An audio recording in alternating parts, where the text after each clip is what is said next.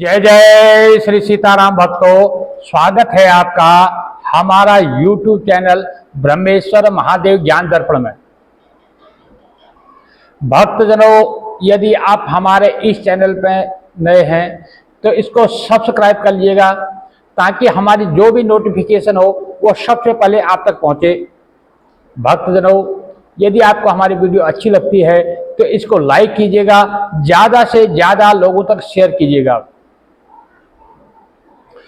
भक्तजनों, इस संसार रूपी भव सागर से पार होने के लिए मात्र एकमात्र जो साधन है वो है श्री राम नाम का, जो राम जी का नाम। श्री गोस्वामी तुलसीदास जी कहते हैं कि भगवान श्री रामचंद्र जी की जो महिमा है, जो हरि की जो कथा है, जो उनका गुणगान है, उसी के सहारे जो है मनुष्य इस भव सागर से पार हो सकता है। उनकी जो लीलाएं हैं, उनके जो उनकी रचनाएं, जो उनकी लीलाएं हैं, वो इतनी मतलब अभिन्न है, इतनी वो है कि उनको जो है वेद और शास्त्र जो है, यहाँ तक कि माता सरस्वती और गणेश जी भी जो है उसका बखान नहीं कर सकते।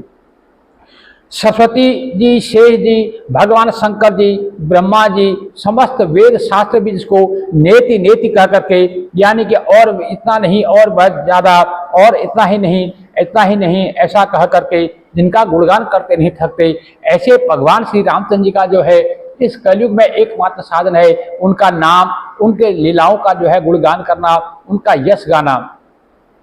भगवान ने हम मनुष्यों पर जो है, हम कलिकाल में जन्मे हुए मनुष्यों पर बहुत बड़ी कृपा करी कि उन्होंने जो है नाना प्रकार की लीलाएं करी। जिन लीलाओं का हम गुणगान करके, उनकी लीलाओं का गुणगान सुन करके, उनकी जो है लीलाओं को जान करके, उनके बारे में जो है हम समझ करके, हम जो है अपना भव सागर जो है पार हो सकते हैं। सब जानत प्रभु प्रभुता सोई, तदपि कहे बिनु रहा न कोई। तहाँ वेद अस कारण राखा, भजन प्रभाव भांति बहु भाषा। श्री गोस्वामी जी कहते हैं यद्यपि कि प्रभु श्री रामचंद्र की प्रभुता को जो है वो अकथनीय है, उसको कहने की सामर्थ्य किसी में भी नहीं है, फिर भी जो है उसको कहे बिना कोई रह भी नहीं पाया है। जिससे जितना बन पड़ा, जो जितना जानता था उसने जिससे जितना जान पड़ा, जिसके समझ में जैसा आया उसने वैसा उसको गाया, वैसा उसको कहा, जिसके समझ में जैसा आया उसने वैसा उसको लिखा, वैसे उसको रचनाबद्ध किया, वैसा उसको गाया।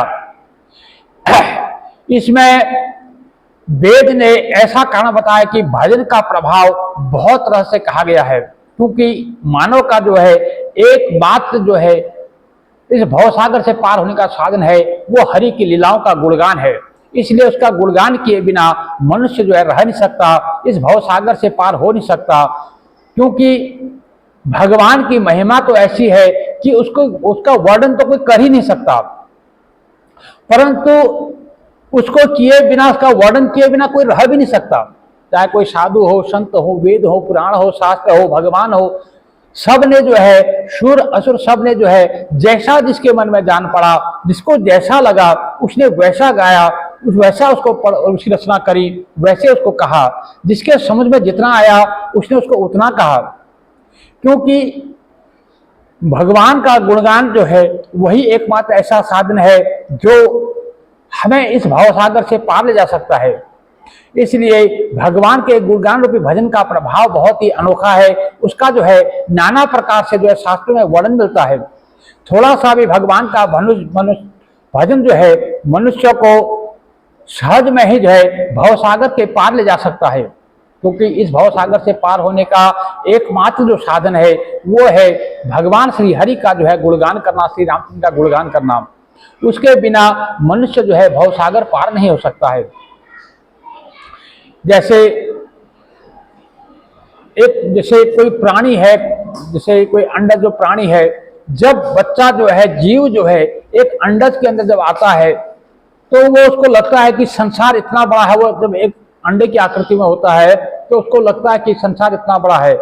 जब वो जो है वहां से थोड़ा बाहर निकलता है, जब उससे थोड़ा बाहर निकलता है तो उसके बाद में वो घोंसले में जब आता है, उसको घोंसले को देखता है तो उसको लगता है कि संसार जो है इतना बड़ा है। और उसके बाद थोड़ा सा वो जब चिड़िया का जो बच्चा होता है वो घोंसले से जब बाहर निकलता है तो थोड़ा सा उसको जो है एक पेड़ से दूसरे पेड़, एक डाली से दूसरी डाली में चलता है, तब उसको लगता है कि संसार इतना बड़ा है। लेकिन जब वो डाल से उड़ करके उसके पर खुलते हैं, जब वो डाल से जब बाहर निकलने लगता है तो उसको लगता है संसार तो बहुत बड़ा है, संसार बहुत बड़ा है, संसार बहुत बड़ा है, अथाह है, अथाह है। तो इसी प्रकार से जो है ये मनुष्य योनि जो है, मनुष्य मानव जो है वो भी संसार रूपी जो है भौर में फंसा हुआ है। जिस मनुष्य को जितना जान पड़ा, जिसको जैसे जान पड़ा, वो जो है उतना ही उसको कह पाया, उसको अपनी बुद्धि के हिसाब से, अपनी विवेक के हिसाब से उसने का गुणगान किया। इसलिए इसमें जो है किसी प्रकार का लेकिन परंतु नहीं होना चाहिए, क्योंकि भगवान का जो गुणगान है उसकी कहने की सामर्थ्य किसी में भी नहीं है। एक अनेह अरूप अनामा अज सचिदानंद परधामा, व्यापक बेस्वरूप भगवाना तेहि धरि देह चरित कृत नाना, सो केवल भगतन हित लागे परम कृपाल प्रणत अनुरागे, जेहि जन पर ममता अति छोहो जेहि करुणा कर कीनन को। जो उस परब्रह्म परमेश्वर जो है वो जो है एक है, उनकी कोई इच्छा नहीं है, उनके लिए कुछ अकार्य नहीं है, कोई करने जो वह ना कर सके ऐसा कोई कार्य नहीं है, और उनका कोई अपना कोई रूप नहीं है, अपना कोई नाम नहीं है, और जो अजन्मा है, जो अविनाशी है, जो सच्चिदानंद है, वह परम धाम, और वह जो व्यापक विश्व रूप है, जो पूरे जगत चराचर में जो फैला हुआ है, हर कण में जो बसा हुआ है, उन्हीं भगवान ने दिव्य शरीर जो है नाना प्रकार के जो है दिव्य शरीरों को धारण करके उन्हें नाना प्रकार की लीला करी है, ताकि इस मनुष्य का जो है कल्याण हो सके। हम जीवों के कल्याण के लिए वो जो है नाना प्रकार की लीलाएं करता रहता है, नहीं तो उसको किसी रूप को धारण करने की जरूरत नहीं है, उसका अपना कोई रूप है ही नहीं। आज जितने भी जो प्रकृति जो है जहां भी हमारी नजर दौड़ती है, हर जगह एकमात्र उसी का जो है व्यापक स्वरूप है, और वह अपनी लीला के द्वारा केवल भक्तों का जो है हित करना चाहते हैं, ताकि जो भक्त जो है उसकी लीला का यश गा सकें, उसकी लीला का जो है चित्रण कर सकें, उसकी लीला का जो है गुणगान कर सकें, उसका नाम का जो सुमिरन कर सकें, ताकि वो जो है अपना जीवन सफल कर सके। इसलिए भक्तों के कल्याण के लिए, मानव जीवन के कल्याण के लिए भगवान जो है नाना प्रकार की जो है लीलाएं करते रहते हैं, क्योंकि भगवान बड़े कृपालु हैं। वो जो है इतने कृपालु है, जैसे तो जो है एक माता जो है अपने छोटे से शिशु को जो है अपने हर तरह से अपने प्राणों से भी अधिक उसे उस शिशु की जो है वो हिफाजत करती है, उसकी रक्षा करती है, उसी प्रकार से वो परम कृपालु भगवान जो है, हम ममतामयी जो भगवान है, वो जो है अपने शरणागत पे बहुत प्रेम करते हैं।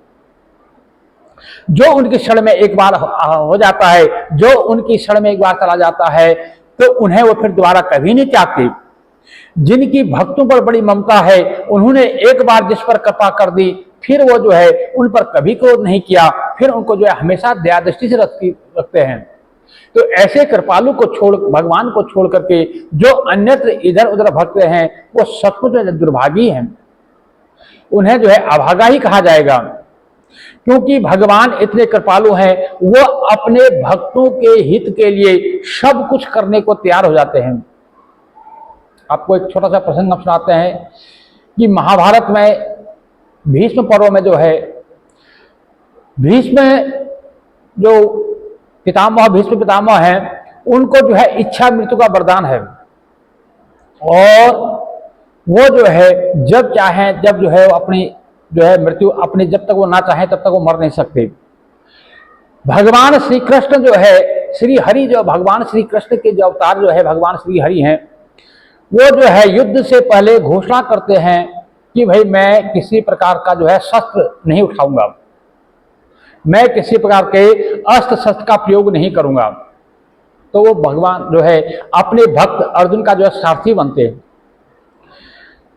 उनके परम भक्त हैं भीष्म जो पितामह भीष्म पितामह जो है वो गोविंद के जो है भगवान श्री हरि के अनन्य भक्त हैं।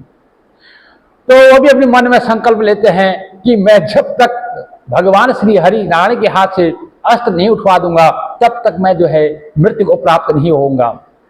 तो भगवान भक्त असल भगवान ऐसे हैं कि एक दिन अपनी भक्त की बात रखने के लिए जब भीष्म पितामह जो है पांडवों की सेना पे जो है नाना प्रकार से आक्रमण कर रहे थे, तो उन्होंने जो है नाना प्रकार के जो है जब उनको बिल्कुल घायल कर दिया, उनको सेना को त्रस्त करने लगे, तो जो है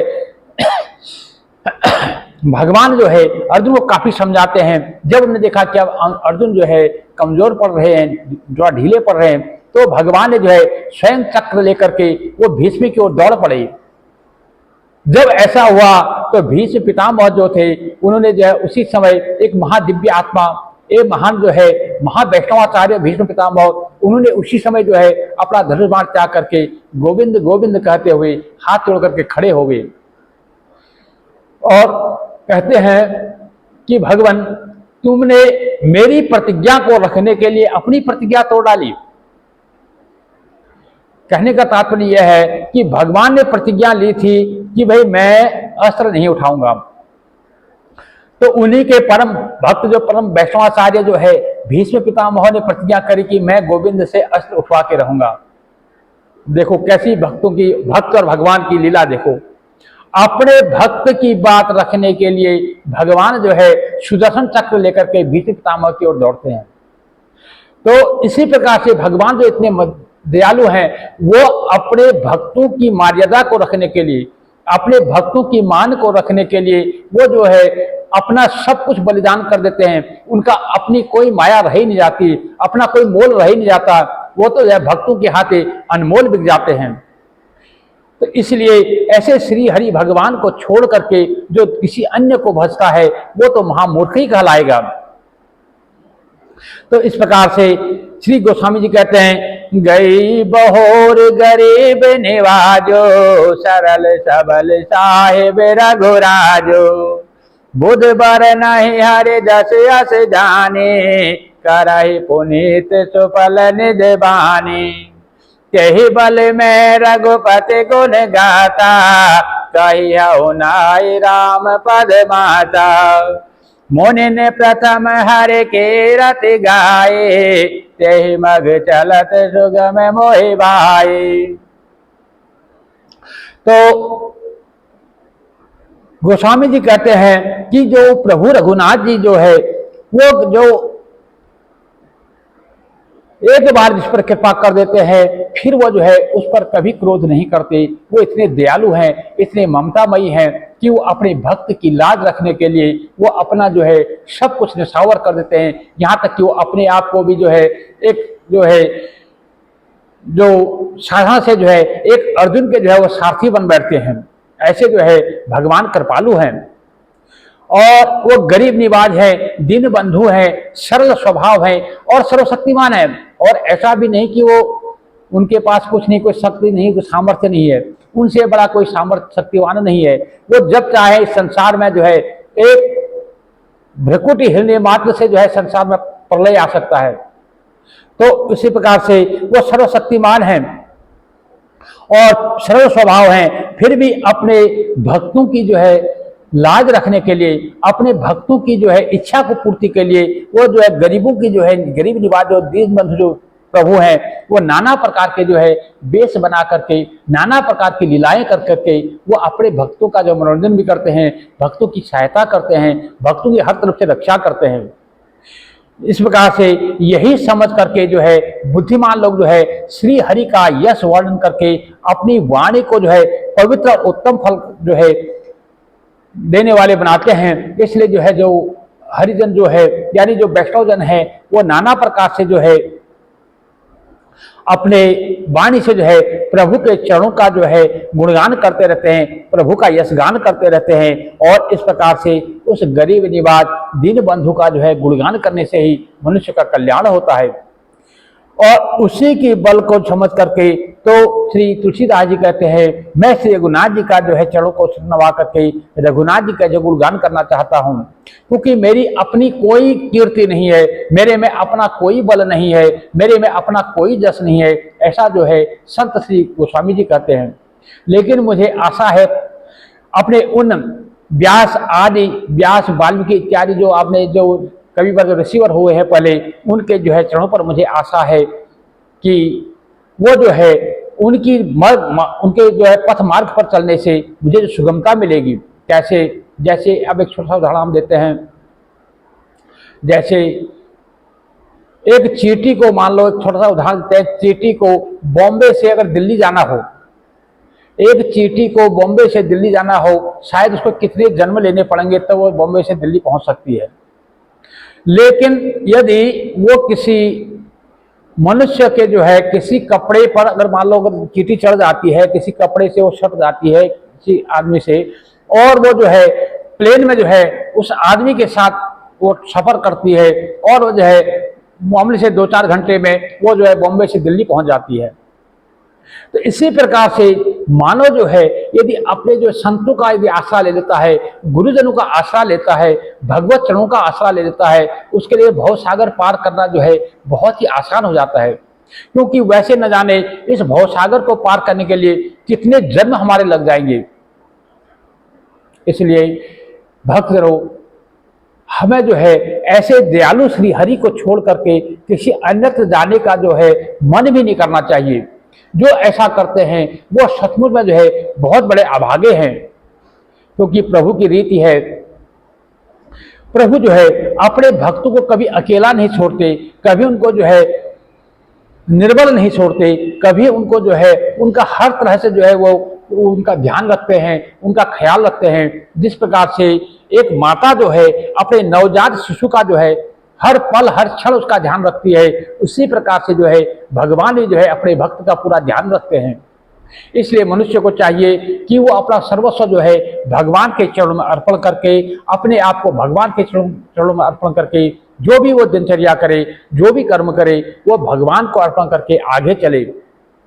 तो इस प्रकार से ऐसे जो दीनबंधु है, ऐसे जो सरल स्वभाव प्रभु है, उनको छोड़ करके किसी अन्यत्र को नहीं भजना चाहिए।